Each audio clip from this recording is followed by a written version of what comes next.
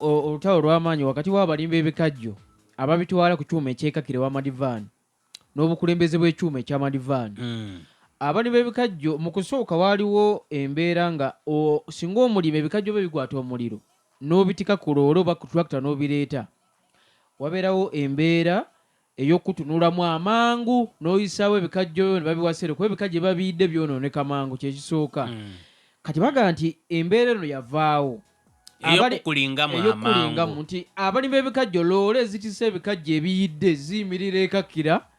ne bazigoba nga tewali wadde n'emu eyingidde wadde n'olunaku n'olumu okugitikulako ebikajjo. Baga nti bali mu kunyigirizibwa nti embeera eno ebikajjo biba byonooneka amangu tebabakkiriza. Mbu abakulu bagamba nti embeera eno yaka nti abalimba ebikajjo baagala bookya ebikajjo baabwe bennyini babireeta amangu bafune akasente ak'amangu. So kati abalimba kyasika omuguwaawo banaye mutukkirize tuli kufiirwa emmaali bali baga nti mu byokya kagenderere. Byonna ndibibona mu enguzi erimu kubanga embeera eri understandable nti ebikaadho bwe babiyiire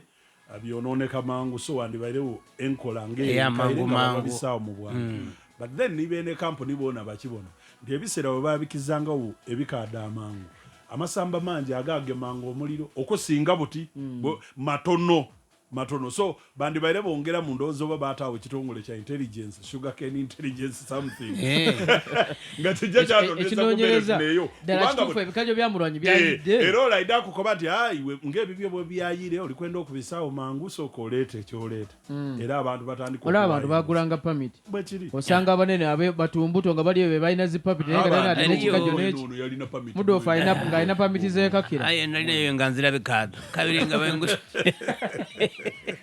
muna waliwo abantu bange abakooli eyo emayige bukooli abali kulira ku nsonga egemagaana amaadi nti bowa ningi kamaala daafwa emayige wali obukooli mayige bukooli waliwo mayige bonna abawo mayige bukooli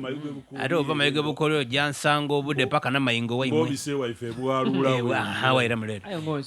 nti nkwidi so esaidi eyo abantu bange eyo nsavu etayo nsavu eyo saidi eyo abantu bali kulira ku bigemagaana amaadi bowe erindala ku kyalo edisinga bungi daafwa mubaka wa palamenti yabasuubiza mwami Mulwanyi yali abasuubiza okanika bowe aye ndowooza eziramu idukiza so bwe bankobye kumulembe gwe yatikuleeta afaani bwene ndowooza bowa diriyo mbitirivu aye edisinga daafwa so bati eri kweri kukola ku kyalo okwo erindala kidomola kutunda 2,200 kyokka amaaddi gabwerere so bali kulumba kawa palamenti wakati baba byewasuubiza abantu bo ebukooli ewaifeere amaadi bali bubiino ku mulembe gule olwo omulwaire wa pressure engulumo saidi eyo bwabwetaawo dakiika 2 ati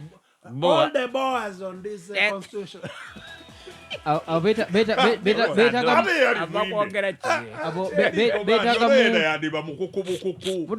beetagamu ekimotoka kitwalese mu Jinja North tulikwenda kimotoka tiwasima ekimotoka eyo ate Mulwanyi ndikwenda baleeta amaadi woosula baleeta amaadi ensonga edeiwanga mwaditaamu obusonga obw'okuzaaninka bw'abaana bato akamotoka buli muntu ayogere kamotoka nga bwe mwayogera ka loiziloizi buli muntu yena abaawo mulobe kwogera bigambo kuzimba iwanga buli kamotoka kalala Mulwanyi akamotoka ako ife katuyambye kuba tisera tikyakasana abantu akamotoka kali kubaga amaadi ife akamotoka kaife mukaleke eziralobye tutogere ensonga daiwanga mutatoola abantu ku mulamwa gwa kukola kwekulaakulanya kufuna ku kasente badisikasinge kamotoka kalala kyendikoba nga bwe twali wano ku kaalo izirobulioba twakavaako twairawa kusonga ndabo ekyalo kyona nakoba nti omuntu kukyaza muntu mulala ati kukyalo swengera ajja kulobinga ni bowa eyo wawa tajajirimasamasa bene wuwe ene yatwaire emotoka ate twasaze eri twaire tuvuseyo tubaire bugiri atule nalese ekyemoroka mbiradi ebugiri eyo mbaire nkoba ba coordinator ba mwami Mulwanyi onere ba waife twizeyo mumukubire isimu mumukobere muti munange bowa daife datu fwa ngabe watu subiza yakola Mudofu